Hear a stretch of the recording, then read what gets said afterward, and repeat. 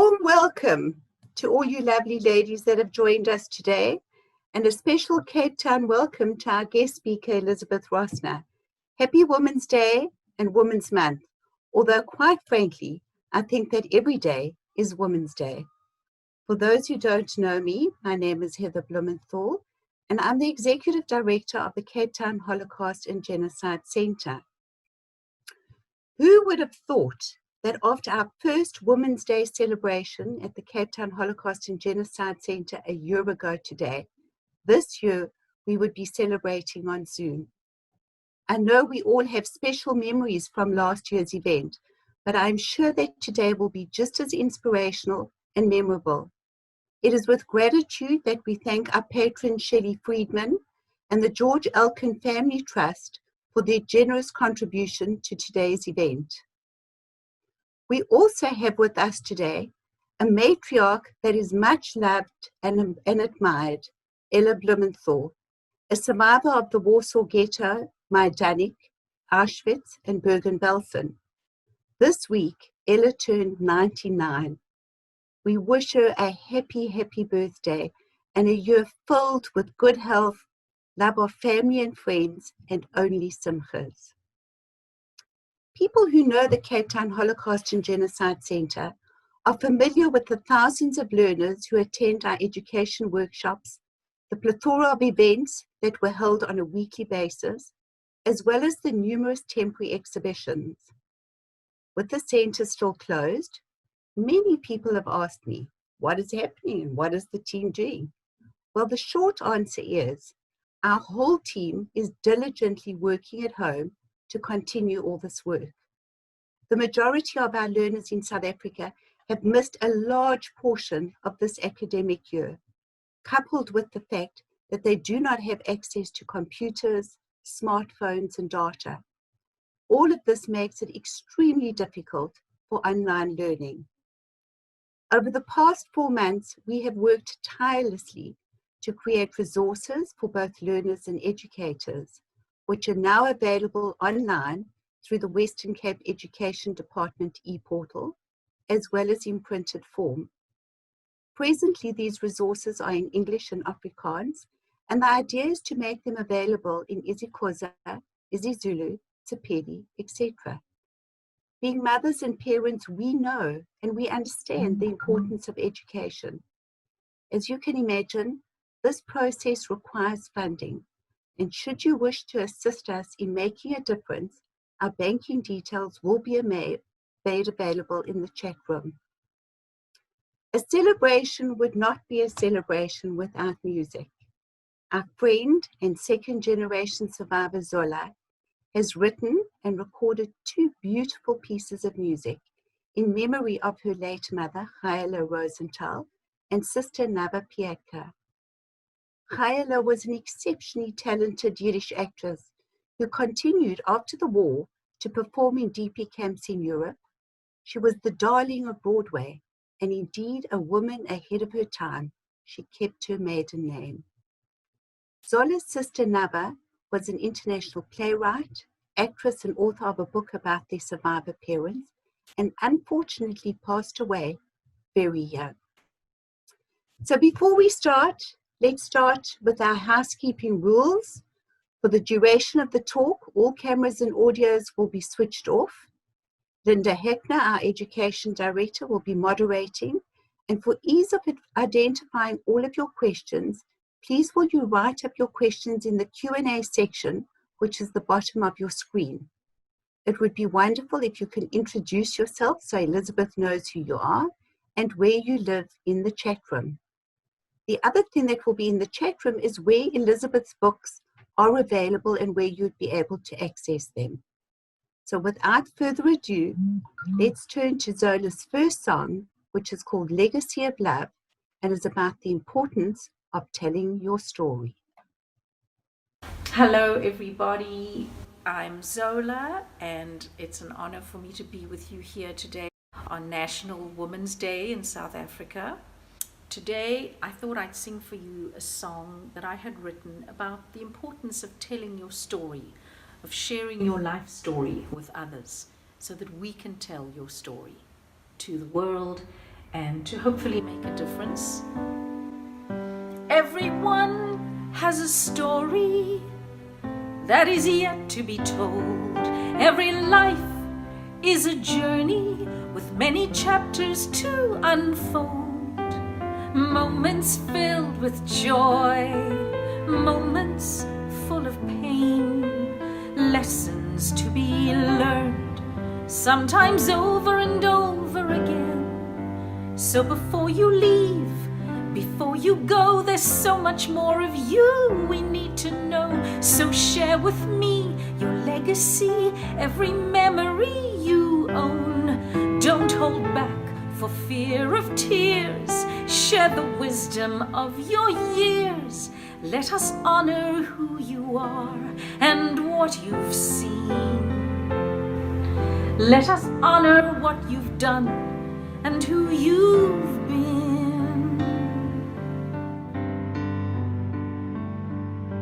For the loving listeners waiting, let the silence fall away. Your life is worth celebrating. Share your story every day. Don't hold back for fear of tears. Share the wisdom of your years. And all the whispers of your past we'll sing out loud.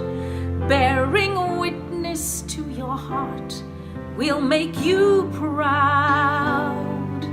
And you will live forever in the hearts and in the minds of those you leave behind as a smile. Leave your legacy of life, your legacy of love, and we will smile. Tell your story, and we will tell your story, and we will make a difference together. Thank you for listening.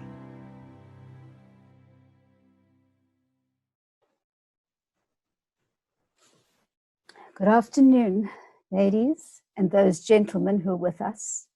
My name is Shelley Friedman, and it's my privilege and pleasure to introduce today a woman who I've come to admire from afar. How is that, you may ask? Well, this is Women's Day, a day to celebrate all women. And when I was requested to introduce Elizabeth Rosner, I was delighted, as she is certainly an example of a strong and brave woman, as you will hear today. She was unknown to me personally, so I set out to read and find out all I could about her. I was absolutely blown away by her passion for those who were unable to talk for themselves, for those who have suffered, and for those who've been treated unjustly because of their race, their beliefs, their religion, and their sex. For the less powerful, she has been an activist championing and encouraging those less fortunate to stand up for their rights and for what is just and equitable in society. She's taught many students, and in her teachings, she encouraged her students to speak out against hate and against injustice, and especially against others, merely because they're different. Her statements made on social media resonated deeply with me. Those words, for me, captivated my heart and soul, especially as today is Women's Day in South Africa. I'm sure it will resonate and captivate yours as well.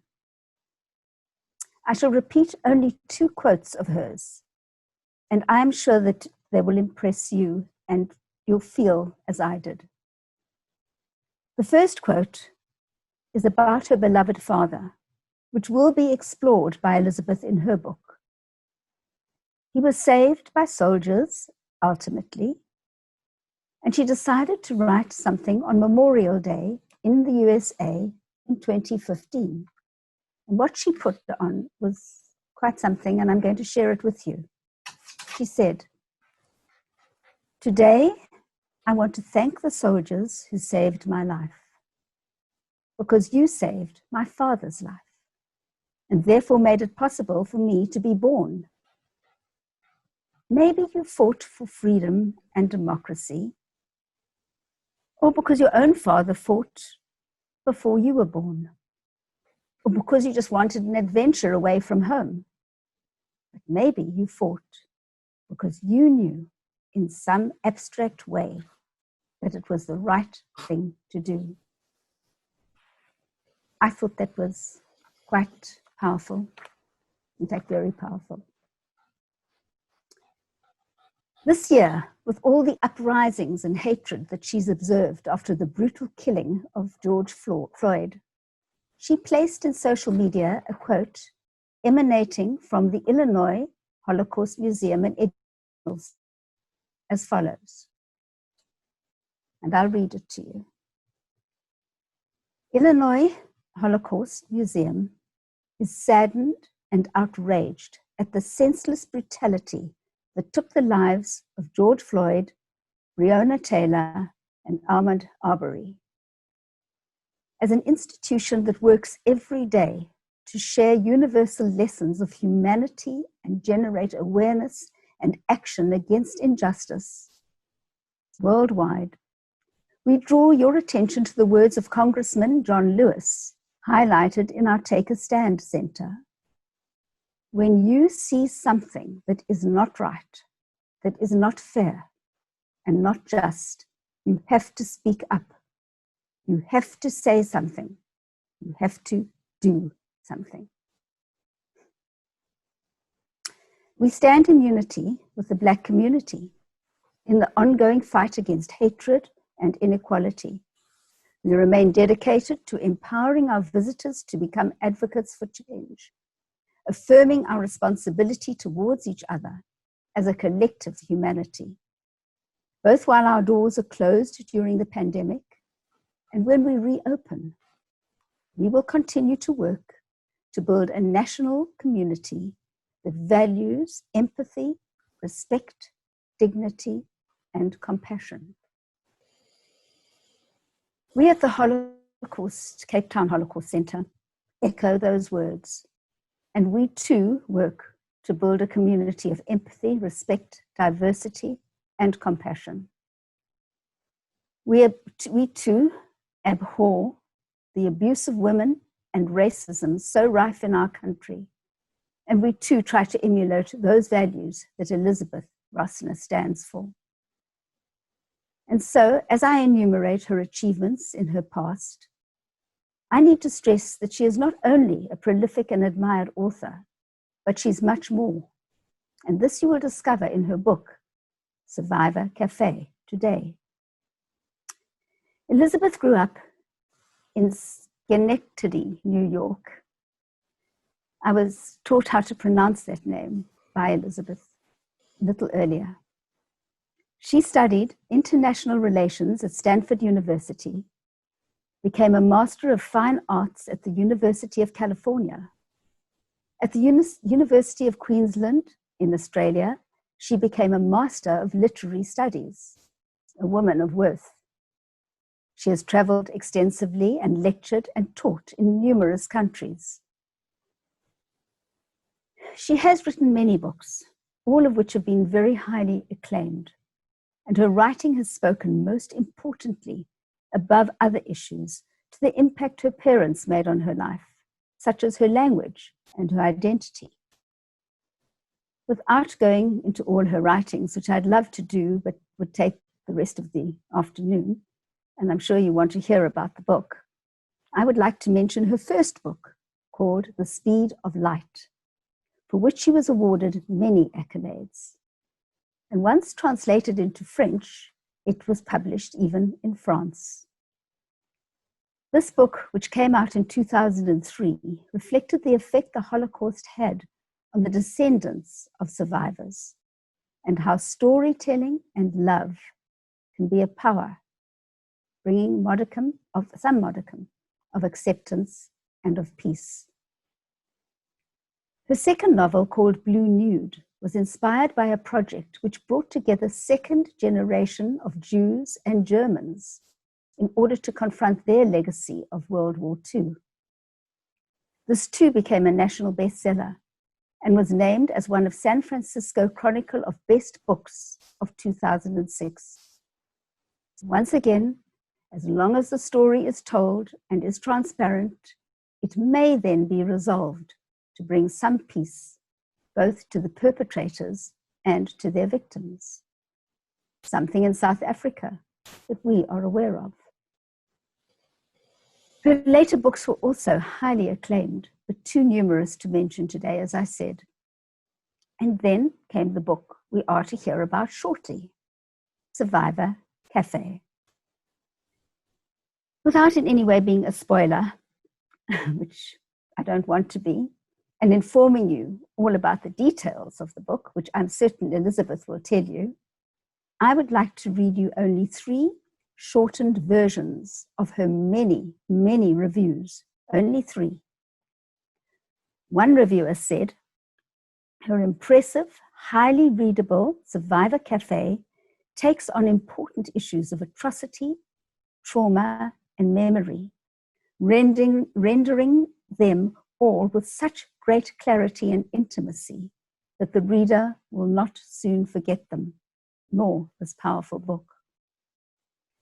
A second review that I picked out resonates with all of us who have suffered and been either emotionally or physically abused. The review was this: this book is about how we inherit not just our histories, but the complexities of how we survive them.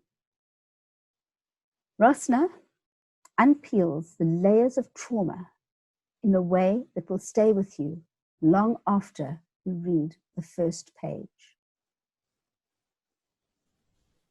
Finally, and a review which highlights her view of all things in all places, including this troubled but beautiful country of South Africa that we all live in, as follows. Elizabeth, the daughter of a Holocaust survivor, describes scientific evidence. Deep traumas persist, not only emotionally, but translate into being physically, yes, ladies and gentlemen, also physically, through generations. With all her studies, traveling, writing, and activism, she still has made the time to stay with her elderly father over this pandemic that we are all facing. And she left her home in California and went to Schenectady, New York, to be with him and ensure his safety in his hometown. She also always has a beautiful black dog by her side as a close and loving companion. Very special. I give you, with my great pleasure, the remarkable Elizabeth Rosner, the author of the book Survivor CAFÉ, The Legacy of Trauma and the Labyrinth of Memory. Thank you. Elizabeth. Thank you, Shelley. It's a little humbling to listen to someone describe oneself on screen, but I thank you for that careful and thoughtful review of my life and work. And I want to thank Heather and Linda and Justine and Diane and all of you at the center who have made my presence here possible. I hope you can see me. I can't see myself, but maybe that's a good thing.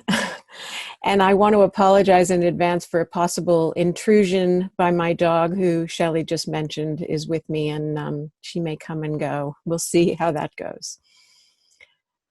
But thank you, Heather. I really want to say first and foremost what an honor and a privilege it is to be invited to speak to you on this auspicious day for the country of South Africa and the women of South Africa. I have to confess to you that I sometimes question my right to address a country and a people that I have never met in person. And paradoxically, back in 1976, I almost came to South Africa to spend a year there as an exchange student through the organization Rotary International.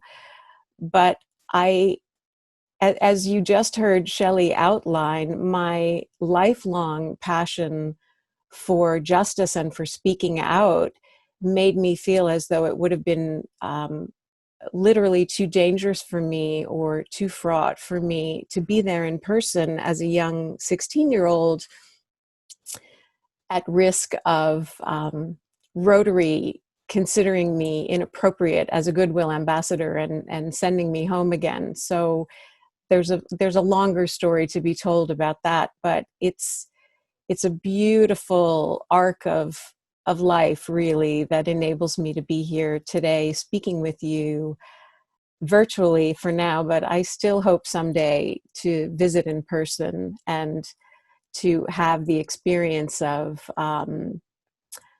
seeing all of you and meeting all of you in person. But for now, I'm speaking to you, as Shelley mentioned, from a room in my father's home, not a home I grew up in specifically, but in the town where I grew up. And it's somehow fitting that my personal history, my family history surrounds me in this space, from the bookshelves to the artwork on the walls to just the fibers of the spaces and the dust even, which there is a great deal of here, both literally and metaphorically, a dusty space. But I want to talk about so many things that seem to have to do with the past, but in fact, not just as a literary device, but as a human reality, as a fact of being human. The past isn't something that exists behind us. I absolutely believe that we speak about the past, we honor the past, we reckon with the past, because it is part of our present, and it's the only way I feel that we can adequately work our way into the future and aim ourselves toward transforming the future. And a quote that I heard from a Holocaust survivor who, unfortunately, I don't know by name, but maybe it's really appropriate that she remain anonymous in a way because she speaks for so many of us. And she said, "I do not live in the past. The past lives in me." And to me, that carries so much of the layers and layers of meaning that I've tried to write and explore throughout my work as a writer, and also as a teacher and as a daughter and as a woman. This notion that we carry in our bodies and our cells and our memories all the legacies that have been transmitted through us cellularly and through storytelling. And as one of the words in the song we heard mentioned, through silence as well. There are numerous times and experiences that really we can't find language for. And I try to write about the silence as well, or allow the silence to be part of my writing. Excuse me.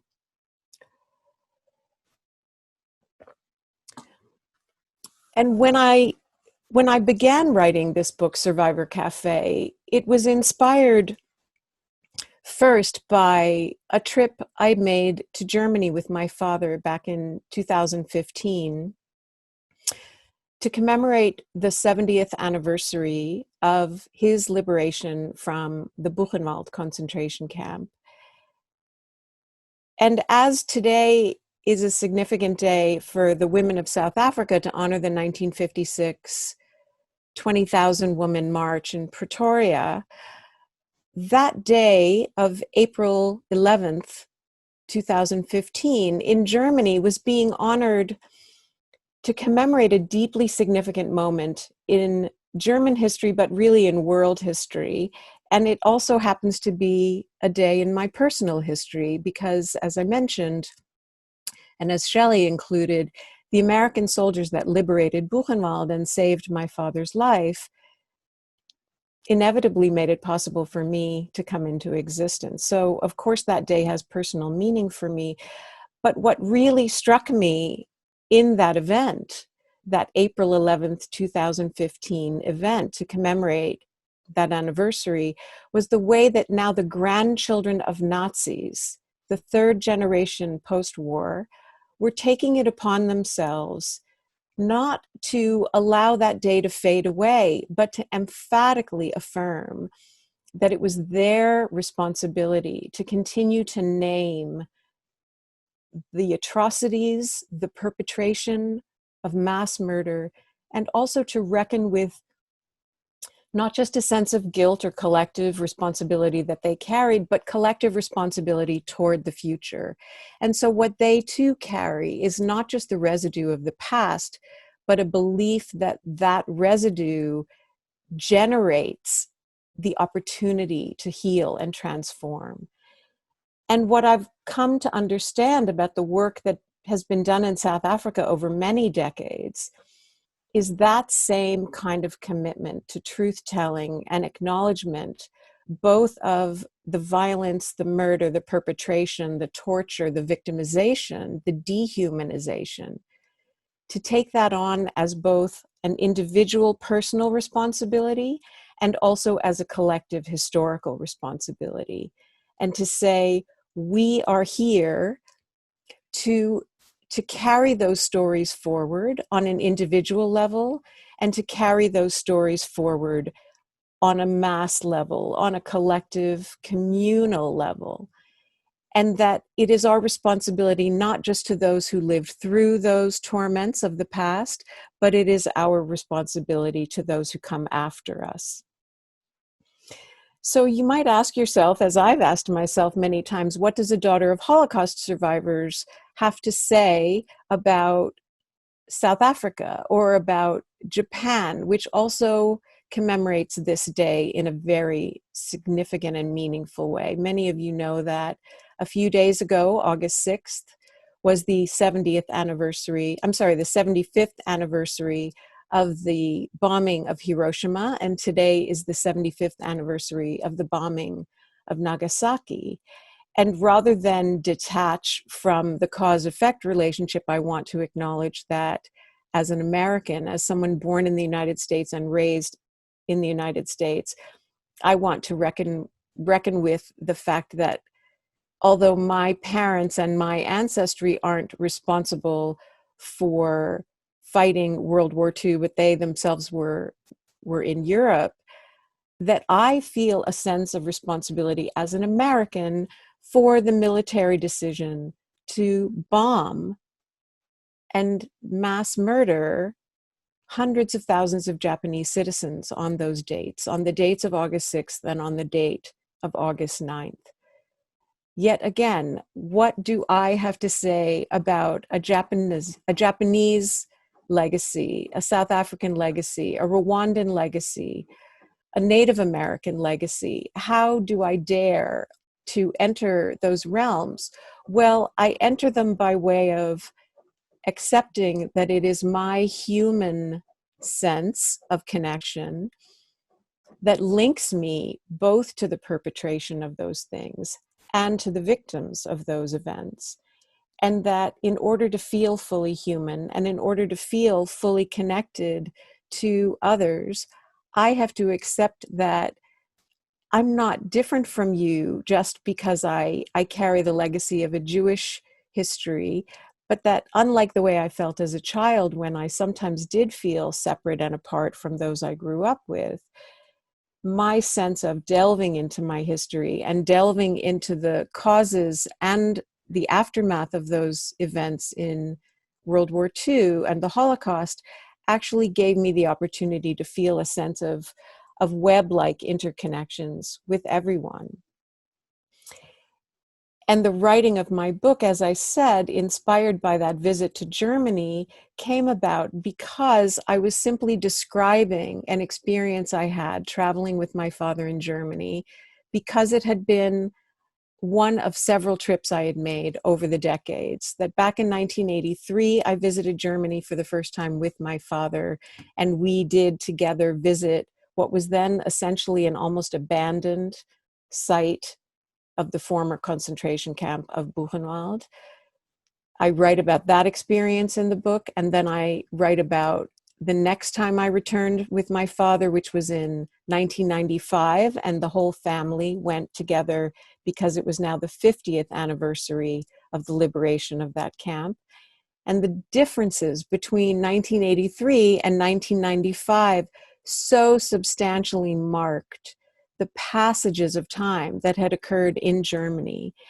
Going from divided Germany to reunified Germany is one of many, many changes that took place that were hugely significant in how the German people were wrestling with their legacies, their history.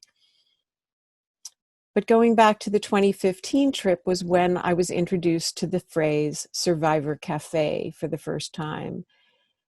And without my knowing it yet, that survivor CAFÉ image, that way of intimately connecting the now with the history, inviting survivors to sit at tables and accept the presence of the descendants of Nazis who lived maybe within a few miles of that very concentration camp, and being willing to listen to the stories, asking each other questions, sitting sometimes in a kind of painful silence together at a cafe table, an innocent seeming table, to say to each other, I see you, I recognize you, I honor what you've been through, and not to ask for forgiveness or understanding even, but simply to express a willingness to be present with one another.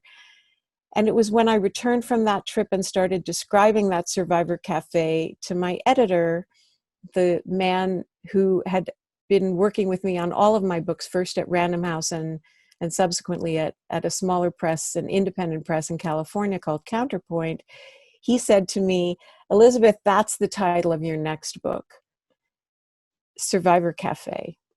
And in fact, not only was he right, what he allowed me to realize in that moment was that everything I'd been writing about and thinking about all of my life was really what belonged in that book, that it was a container for all of the things that I cared about, even including my fascination with and love for the ginkgo tree, which only by way of doing research did I discover connected me to Japan, to my hometown, to my adopted home of Berkeley, California, all over the world. I can only guess that there are ginkgo trees in South Africa as well. And maybe you know of one near you that it has special meaning for you. But as a living fossil, the ginkgo tree in so many ways represents symbolically what I talk about in the human DNA, in the human cellular memory, this idea that we carry everything that came before us. And although for a long time, descendants of Holocaust survivors, as well as descendants of slavery in America and in Europe, descendants of apartheid, descendants of lynchings and Jim Crow laws in the United States, descendants of those who survived the bombs of Hiroshima and Nagasaki, what we know is that we remember more than just what we ourselves have lived through, that we hold the traumatic histories of our ancestors. Well, it turns out that, as many of you maybe already know by now, the relatively new science of epigenetics is teaching us that indeed those messages of trauma and the impacts of trauma on the bodies of our ancestors changed the expression of their DNA. And because their DNA was impacted, that meant that we ourselves were born carrying the residue of the traumas that they lived through.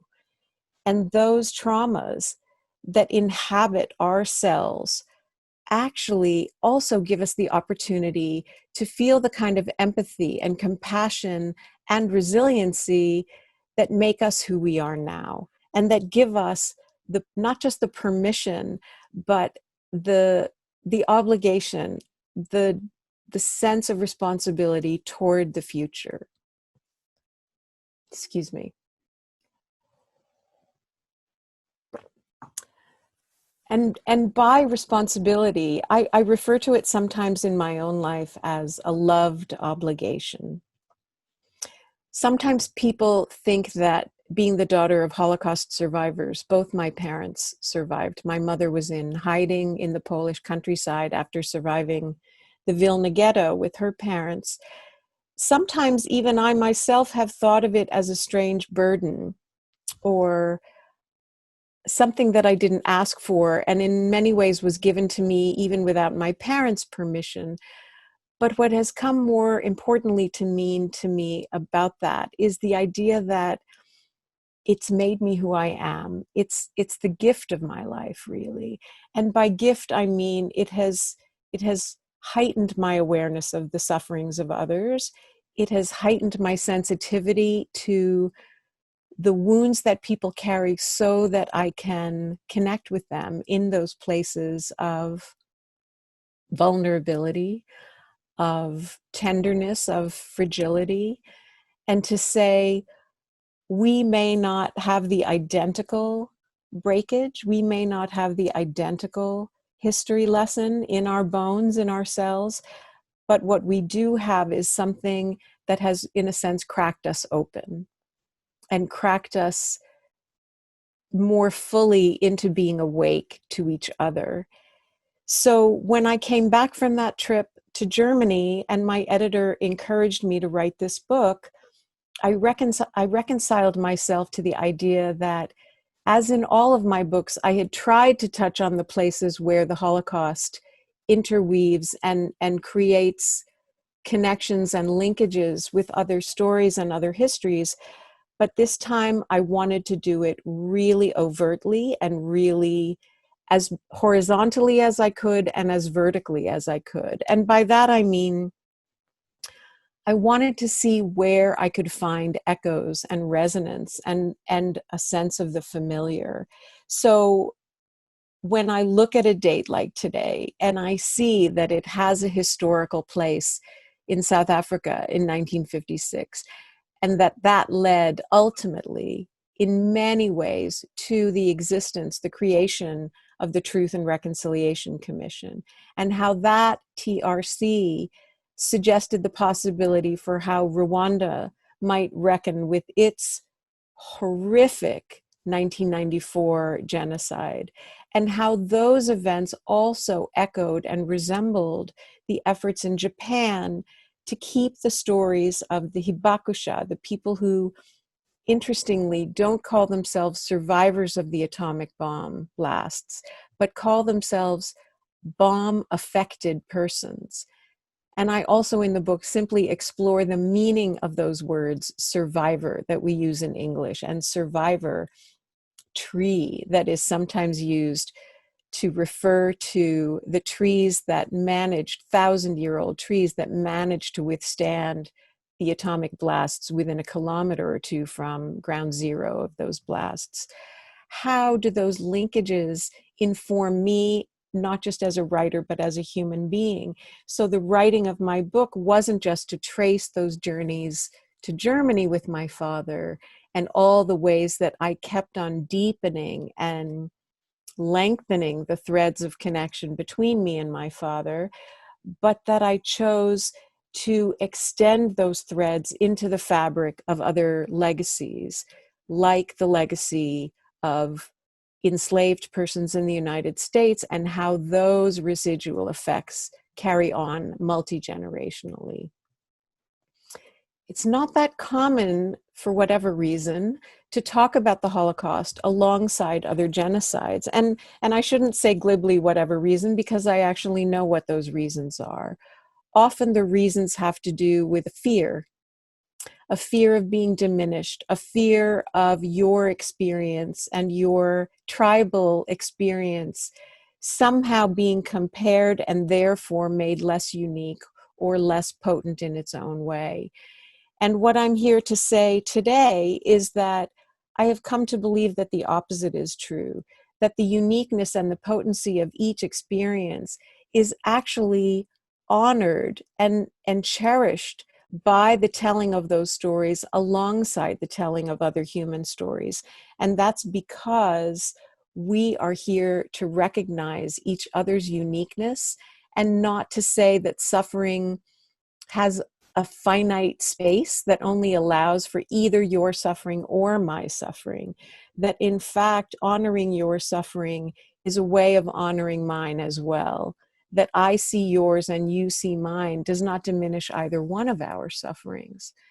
And that this notion that victims are hierarchical doesn't serve any of us, I think. So my, in a way, risk-taking in the book was to say, it's possible for me to honor my personal and family heritage as a daughter of Holocaust survivors, and to say that this invites me into the space of studying and learning about the history of the United States and our role as perpetrators of the genocide of Native Americans, of the centuries of dehumanization and enslavement of African Americans. And now, what are we doing in this moment, in the present moment, to say that we still have a responsibility to that past? So I look to the examples, I look to the healers, I look to those who have taken leadership roles, sometimes politically, sometimes in art, and sometimes in a hands-on physical endeavor like the action of Gunter Demnig in Berlin, who for the first time took a cobblestone out of a sidewalk and replaced it with a stone stamped in gold with the name of the birth and death and place of death, if it was known, of a resident of that city. He called the Stolpersteine, the Stumbling Stone Project, a way of saying, on this spot you are standing on, when you pass by this address, this apartment building, this residence, you are standing in the spot where someone's life was taken away and erased, and I am taking it upon myself to unerase that person one name at a time. At this point, there are something like, I think, 65 or more, maybe 70,000 of those stones placed throughout Europe, naming the individual names of those victims, sometimes children, sometimes the elderly, sometimes entire families, entire villages. And that example led Brian Stevenson, who founded the Equal Justice Initiative in the United States, to build a lynching memorial in Montgomery, Alabama, that has come to do a similar thing, to name every single victim of a lynching in America and to encapsulate literally in a vial some soil from the place in which that lynching took place. And so these physical reckonings, these physical embodiments of the one by one, this person's extinguished life, is a way of saying each life matters, Black lives matter, say her name, say his name. That the TRC, I believe, was also evidence of that, of reckoning with the individual suffering, so that we could see the vastness of that scale, the epic nature of that suffering, but not lose track of the individual human life that was harmed, damaged, sometimes blotted out altogether. So this unerasing of the individual names, this unerasing of the individual story, is something that we now get to participate in globally. That the example of South Africa connects me to the example of Black Lives Matter, to the example of what Germany in survivor cafes is attempting to do. This placement of one face on a page, one name on a stone, one person in a chair speaking to another person in a chair, is a way of saying we have to look into each other's eyes. That looking into each other's eyes is a way sometimes of feeling more than we want to feel, but it is necessary. And I want to just say as an aside, my own eyes, I'm trying so hard to look into the eyes of all of you, and I'm looking into the camera, I'm looking into my own eyes, I'm imagining that I'm looking into your eyes, all, 175 of you, or however many of you there are out there right now, and however many of you will be watching this video after it's been recorded and shared. It's something that a writer gets to do only sometimes. That what we do is we pour ourselves onto the pages of our books. We pour ourselves into the words and the spaces in between the words as a way of trying to reach across time and space, trying to reach from inside of our hearts and minds into your hearts and minds. And then, the books go out into the world, they go out into that virtual realm. And we don't know always how they're received. We don't know how they get absorbed by you or taken in by you, and what it's like for you to read the words on the page or to listen to them on an audio or on a digital screen, let's say. But in talks like this, one of the reasons I don't read from a prepared lecture is that each time I speak is this moment. It carries the impact of exactly how I'm feeling right now in a room of my father's house with my father downstairs at age 91, still tenaciously holding on to his life because he still feels that he has something to contribute, something to offer. And here I am with you, honoring the power of those 20,000 marching women saying, we have voices, and our individual voices are amplified by our singing out together.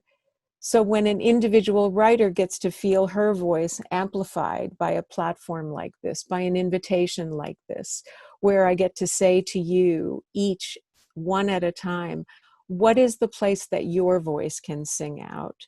What is the action you can take to honor the legacy that you carry, whatever that legacy might be? It may be a legacy of gardening. It may be a legacy of visual art or filmmaking or music. It may be a legacy of knowing how to raise horses or count birds, or I can think of thousands of things I could name right now that might be an ancestral message that you carry.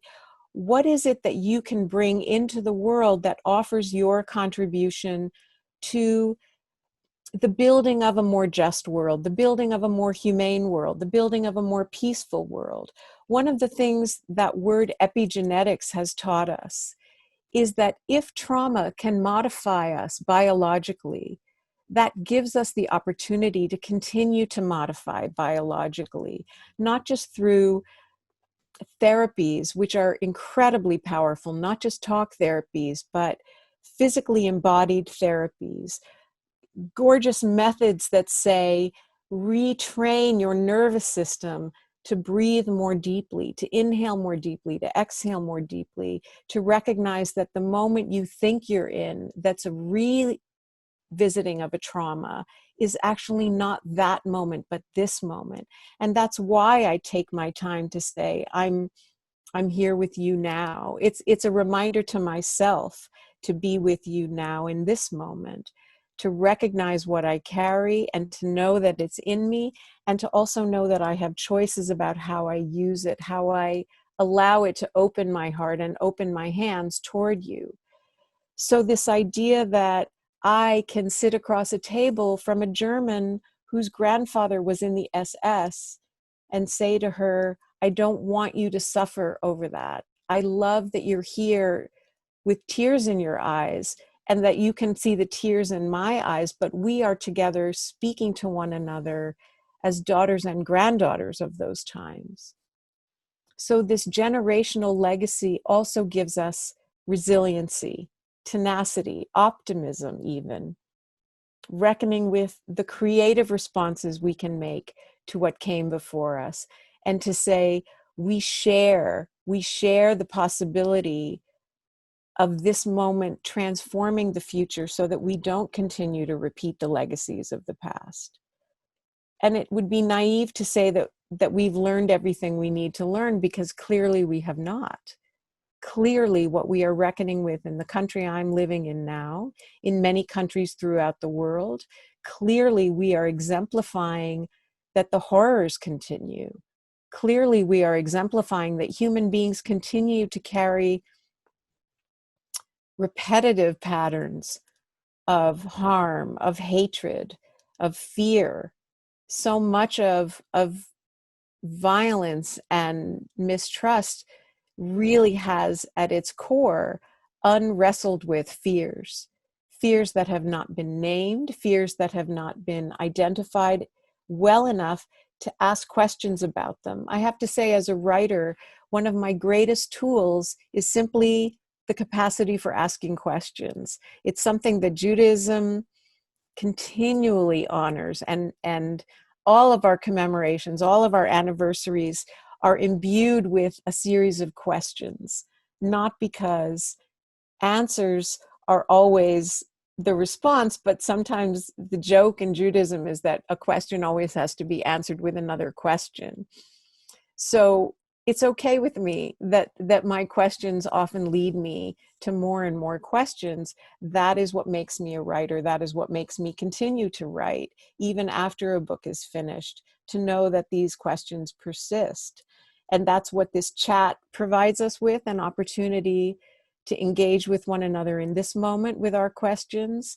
And I can tell you that I will rarely have a complete answer to your questions, but that I will do my best to engage with your questions, and to say that questions make us open to learning something that maybe challenges what we thought we knew, that we might not like what we discover when we go digging into our family histories. There are people in the United States that really only now, for the first time, are asking themselves if they come from ancestors who owned human beings. Do I come from a legacy of that, of the belief that it was permissible and even appropriate to own human beings for my benefit? There's an incredibly powerful reckoning in the United States now with what it means to have Confederate monuments standing in our towns and cities that say that the Civil War had causes on both sides that were equally legitimate. They're not equally legitimate. We have to be willing to say that out loud, hundreds of years later, hundreds of years after the so-called emancipation that didn't fully and truly equalize African Americans and white Americans. And to this day, we are living with those legacies.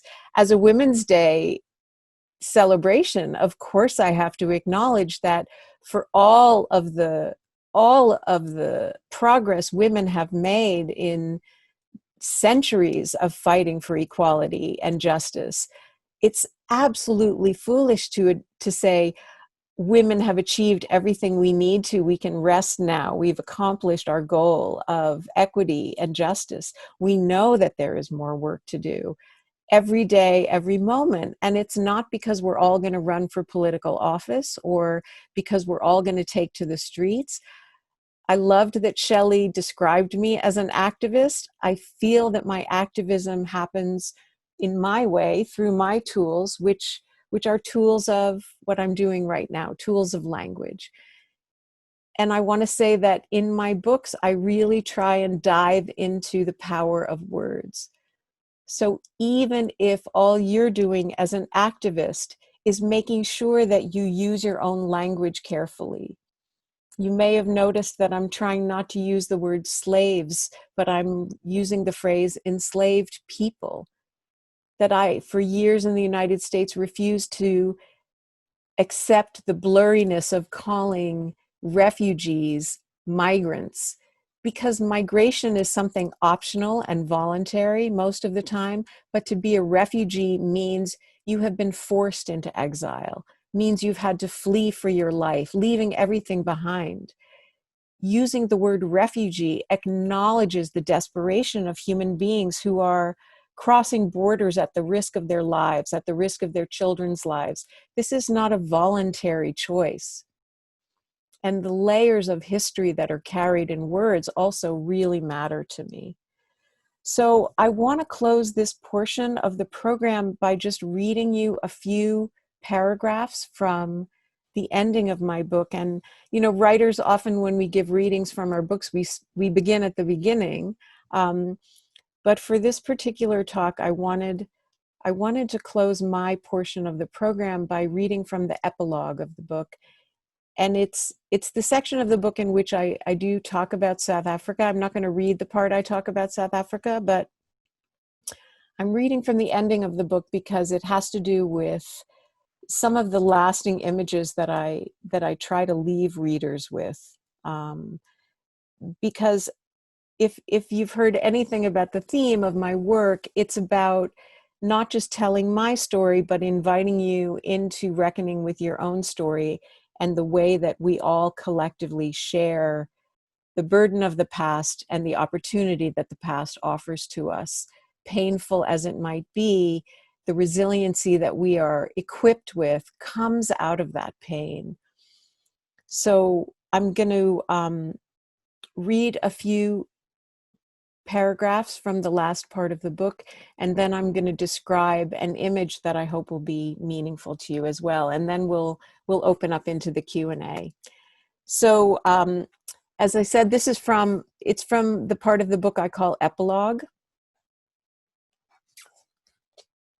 And just a brief explanation. I mention something about wind in this section of the book, and it's because earlier in the book, you've heard it in my talk that I am describing 3 different trips I made to visit the former site of the concentration camp of Buchenwald, where my father was a prisoner from age 15 to 16. And the location of that camp was chosen in the midst of a forest. And that particular forest on a hill was famous and in a way infamous for having a ceaseless wind that blew and blew year-round, day-long wind. And the poet Goethe sat there under a tree describing it poetically, but of course, as you might imagine, for the prisoners who stood shivering in that wind, it was a completely different experience.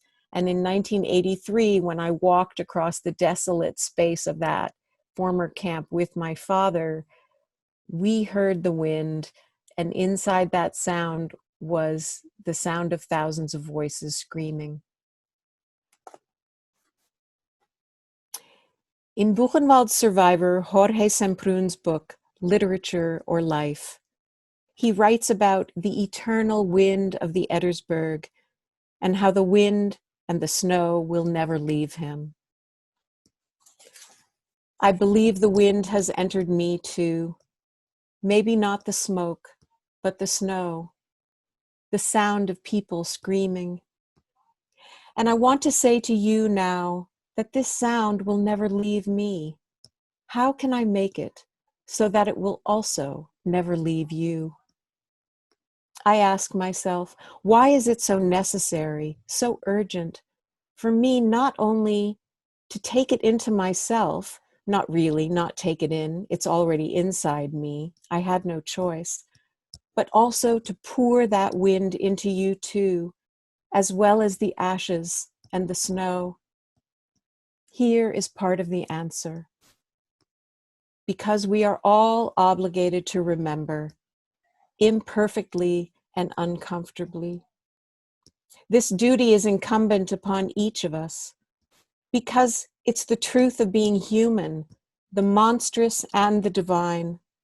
As every philosopher and historian and poet, every prophet and parent and teacher and healer, every clear-eyed observer has ever noted since we first began to study ourselves. We are both lost and holy. We are neither. We own everything that happened to us and everything that happened to others before us. That includes holding guns and holding babies and watching the ones with guns shooting the babies, and then the mothers. And the mothers holding babies, watching, and the babies yet to be born, watching.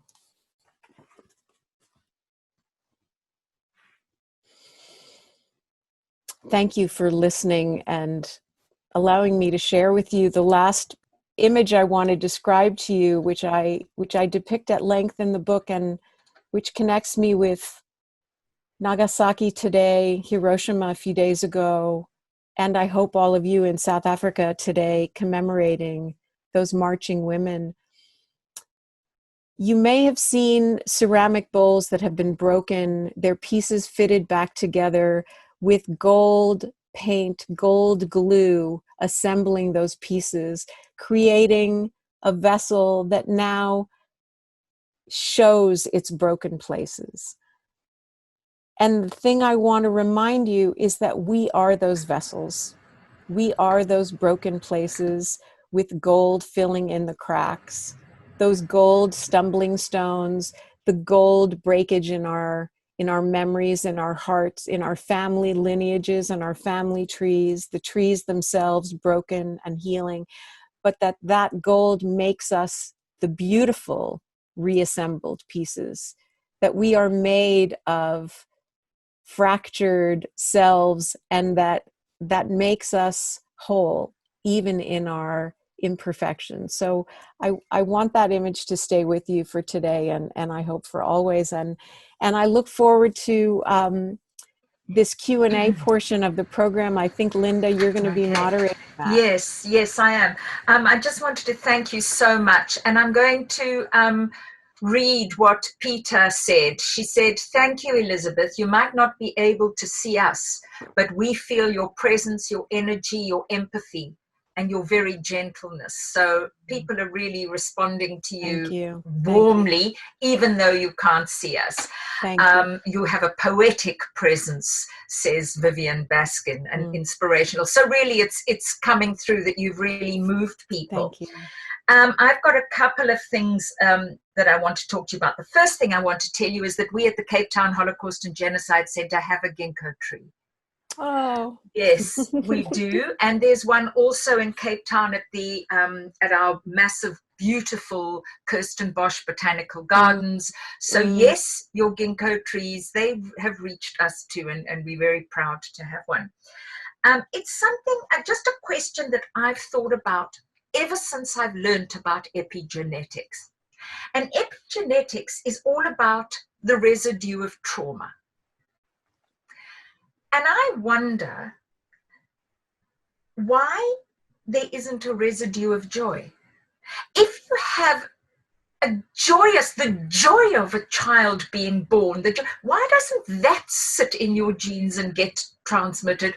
Why is it only trauma gets transmitted? This is something I've thought about often. If there's epigenetics of trauma, why isn't there epigenetics of that intense joy you feel when you love someone, or when a child is why? Well, it's a great question. And, I want to say that although I'm not anywhere near qualified in terms of molecular biology to talk about epigenetics in great detail, what I can tell you is that we have come to be studying epigenetics because of plant studies that were happening all the way back, I think, into the 1940s and maybe even longer ago. It wasn't always trauma that we were looking at. So I think we have come to focus on trauma now because rightly so, we are deeply concerned with the ways that trauma impacts so many of us, really all of us in one way or another. But I have to tell you that my belief, and this is just, maybe this is me as my father's daughter, the optimist, but that I believe, of course, genetically we are carrying joy. Of course, genetically we are carrying the impacts of positive things that happen to us as well. And that our current fixation on trauma is necessary because of these times we're living in. and this realization that trauma hasn't been given enough attention yet. I want to remind everyone that, you know, in the 1980s, when the veterans of the war in Vietnam, and again, please note my use of language, the war in Vietnam, not the Vietnam War. I talk about that in my book, Survivor CAFÉ, and Viet Nguyen's work on helping so many of us recognize that in Vietnam, they call it the American War. That the war in Vietnam, our American perpetration of war on the Vietnamese, our intervention in what was really a civil war, that we didn't even think there was such a thing as post-traumatic stress in that time. In the 1980s, when the veterans of the war in Vietnam were coming back, actively exhibiting signs of what used to be called shell shock or used to be called battle fatigue, all these euphemisms we had for what soldiers endure, what military trauma does to the soldiers and what they bring home with them. You know, warriors in ancient cultures always understood, and the tribes of warriors always understood that when a warrior came back from battle, they didn't just instantly normalize and reintegrate into so-called village life, family life, as if nothing had occurred. There were rituals and practices that they had to go through to shed the residue of that violence. And so from the 1980s, when we began to acknowledge that soldiers suffer from the trauma that they bring home with them, that has filtered into us today, talking about epigenetics with the focus on trauma. Thank you. Rochelle Maisels says something that kind of hurts my heart a little bit. She says, in 1984, I was in Germany with my husband on business, and I went to see Dachau. That night, we had dinner with German colleagues, and I said to one man that I'd been to Dachau that morning. He looked at me, and very apologetically, he said, "You know, I was very small in the war." Why did I regret telling him that I'd been to Dachau? It's a really, really tender and vulnerable story. I recognize that, you know, in 1984 something happened and you're still holding it, and I'm not surprised. Those moments really they remain unresolved in our hearts for a long time. And I think I can't speak for you. I can only imagine my way into you, which is what I do as a writer. I imagine my way into other people's stories. But that feeling of regret, I also recognize in myself when I met a woman who said to me also years and years ago that she, after telling a story about her mother being a child in the war, on a day when Hitler visited her school, and that Hitler walked by the parade she was a part of and tugged on one of her pigtails, the daughter of that mother, who wasn't alive for that experience, told me that she felt dirty because Hitler touched her mother. And that what I felt for that daughter was my sorrow for her, that what she had to carry was that kind of legacy of guilt and legacy of perpetration, that even her mother wasn't a perpetrator. Her mother was a child being recognized for being a perfect Aryan girl by Hitler, that we empathize with people who carry pain, even if they're carrying pain that was handed to them by perpetrators. And for him to say that he was a child in the war and very small was him trying to shed his own discomfort. And you felt that. That's what I believe, that you had empathy for his suffering. Thank you. What a wonderful response to that question, which also, I mean, the experience wasn't mine, but I felt her pain in the question. I'm going to ask you one last thing, I think, and that is, I made a note here about memorialization, and I wanted to ask you about the importance, whether you think memorialization is important. You spoke about the Stolpersteiner, and all over Berlin there are these memorials, and other places in Germany, in South Africa, and it's one of the things that really upsets me. We've done none of that. There were people who were forcibly removed from suburbs that we now live in. There were, and not even a sign saying, in this suburb live these people who were forcibly removed on this date. And I kind of feel that even an acknowledgement like that would go some way. What do you feel about the efficacy, I suppose, of memorialization in terms of people's emotional healing? What a powerful question, Linda. Thank you. I feel like the whole concept of memorialization is so complex and it's evolving all the time. And what inspires me about your question is this fantasy I'm having that in this moment, by your saying that, someone has now seen that as planting of a seed, that someone is going to design and launch that project, or that the beginning of something that will lead to plaques or commemorative installations that will be not just a way of honoring the people who suffered in those places, but a form of education, a form of illumination. And that's what Brian Stevenson took on. It can happen. That's what Gunter Demnig did as one person. It can start with one person. You may not even know how to design such a thing. You may not even know how to initiate something that will take funding and organization and political will, and that you'll have to go up against resistance and objections of all kinds, and they will be innocent objections, and they will be really evil objections saying, no, let's not acknowledge this, because what if someone tries to come back and reclaim their home? And, there will be infinite reverberations of a project like that. But the will can start with one person. It can start as an idea. It can start as a question, that the question you just asked. And so the willingness to take down a Confederate statue, those struggles have been going on for decades. And in Germany, they knew that if they located physically the site of Hitler's bunker, that it could potentially become a shrine.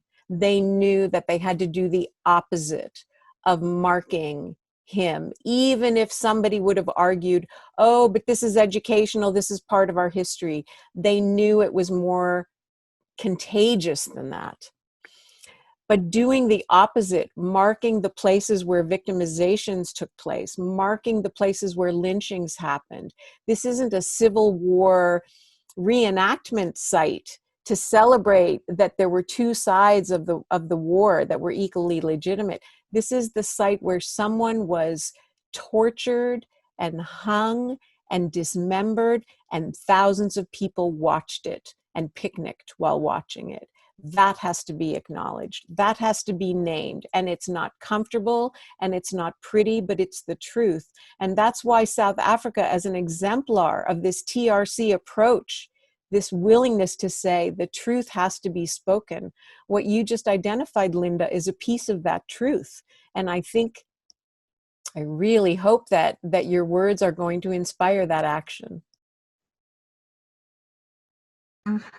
Thanks, Elizabeth. I'm starting to think I'll start. Yeah, good. Okay, lovely. Thank you so much. There is going to be formal thanks after we've listened to Zola singing another one of her beautiful songs. So, Elizabeth, from me, I've had you in my head because I listen to audio books. I've had your voice in my head for quite a long time, and it's lovely now to have had this beautiful interaction. And let's listen to Zola. Can I say one other thing before we go into the song? Please. I just want to say how grateful I am to all of you who made this possible, and I'm so glad that Heather has been providing all of you with links and details about about my work and also about how to reach me personally.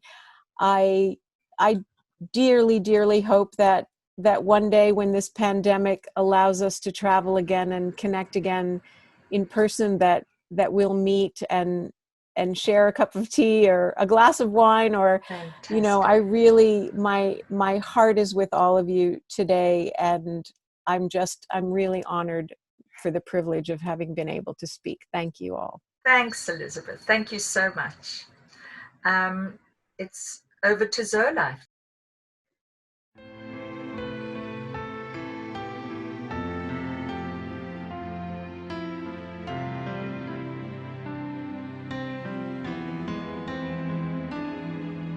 To all who came before us and to all who follow on, I hold for you a promise in my soul and in the song. Listen, hört sich zu means listen, for my heartbeat sings what's true. We are here because of you, hört sich zu. We'll tell your story, live your dreams, and sing your song. With courage, faith, and hope, with voices proud and strong. The world will know your life, your love, your legacy lives on. Hört sich zu, we will remember you. You're with us everywhere we go. We hold you safely in our hearts. We'll share with future generations all the lessons of your past, all your suffering and losses, and all the pain that you went through will never be forgotten. Hört sich zu. We'll tell your story, live your dreams, and sing your song. With courage, faith, and hope, with voices proud and strong. The world will know your life, your love, your legacy lives on. Hört sich zu, we will remember you.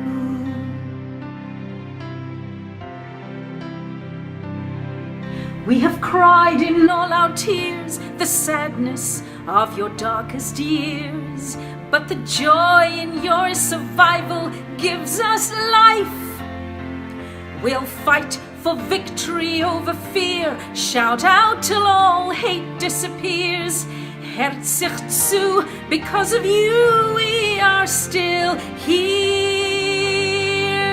We'll tell your story, live your dreams, and sing your song.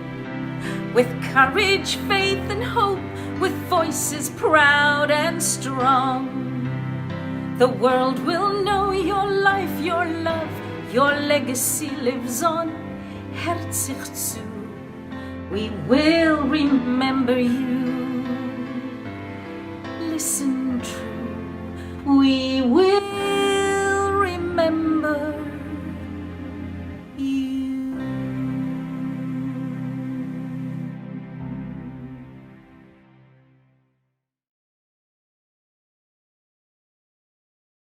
What a gorgeous song. Thank you. Zola. Yes.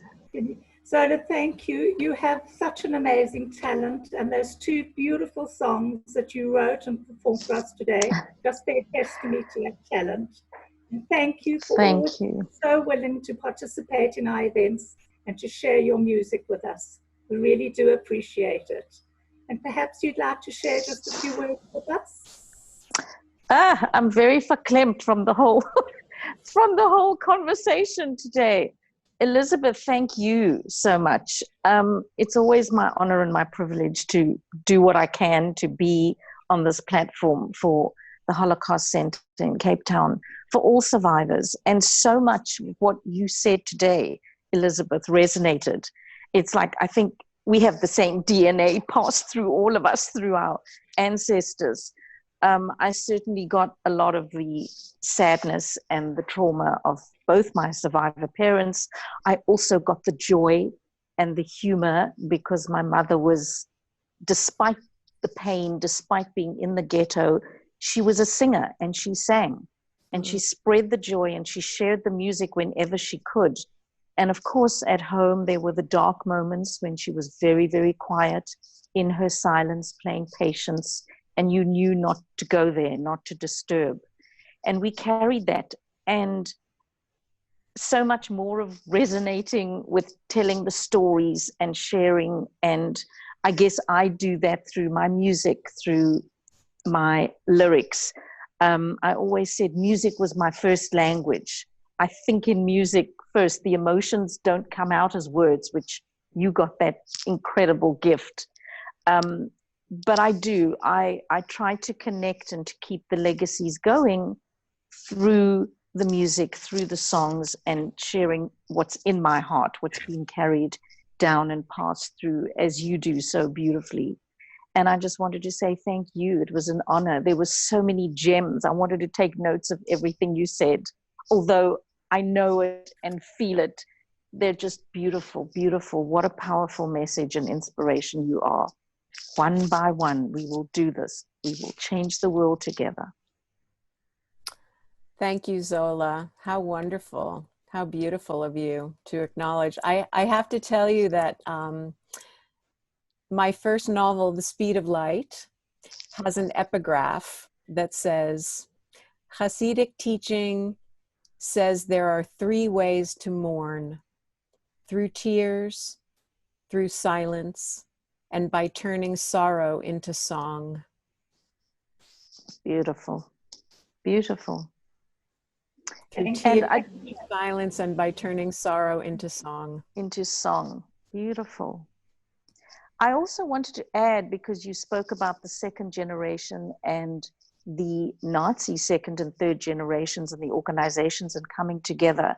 And my late sister was very, very much influenced by that. And she joined the group One to One, One by One in New York. And when she wrote her musical and her play, she got together with one of the German descendants, a grandchild of a Nazi, and together they made a puppet of the character of one of the songs that she sings in her Holocaust play. And just the coming together, as you said, with the Survivor Cafe that you experienced for real, and the coming together of the generations, definitely reconciliation, hope, going forward, doing the repair. Yeah, I know of various organizations, that being one, and you know, we're all trying to copy the models that work, and so it's beautiful to hear of those success stories and the impact that they had. So I'm always glad to know about that. That was my visitation for my little dog there for a moment. Sorry if that was distracting. I don't know if, how does the program close out? Who gets to have the final word? I'm sure someone does. Is it you, Heather? It's me. Diane. Oh, wonderful, Diane. Just in closing, Elizabeth, to say thank you so much for your incredible and powerful presentation today. We've spoken about such a sensitive subject with sincerity, compassion, and warmth. And you know, so often when we speak about the Holocaust, we tend to focus on those who perished and the survivors. But I think today you've heightened for us the awareness of the importance of second and third generation survivors, and the incredibly important role that they have to play in telling their stories. So on behalf of the Cape Town Holocaust and Genocide Center, and everybody who's been watching today, thank you for sharing your story with us. Such a privilege. Thank you, Diane.